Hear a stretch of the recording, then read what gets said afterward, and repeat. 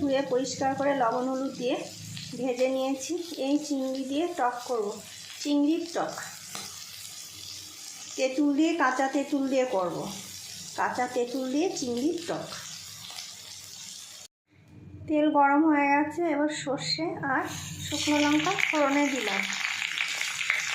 এবার বাটা মশলাটা দিয়ে দেব, জিরে, কাঁচা লঙ্কা আর আদা। তা ভালো করে কষে নেব, নুন হলুদ দিয়ে, পরিমাণ মতো নুন, এই হলুদ আর নুন।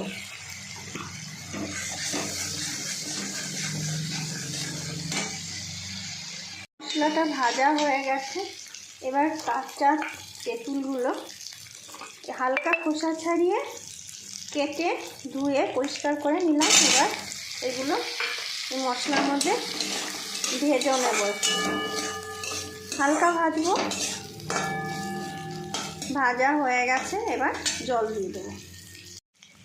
এবার জল দিয়ে দিয়েছি।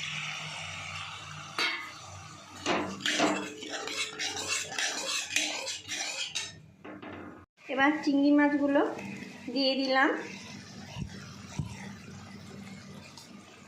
একটু নাড়া দিয়ে দিলাম ঝোলের ভিতরে। এবার একটু পাকা তেঁতুল ভিজিয়ে রেখেছিলাম জলে, তার পাল্পটা, এই পাকা তেঁতুলের রসটা দিয়ে দেব। একটু জাল উঠলে একটু চিনি দিয়ে দেবো। প্রায় হয়ে এসছে, এবার চিনি দিয়ে নাড়াচাড়া দিয়ে নামিয়ে দেব।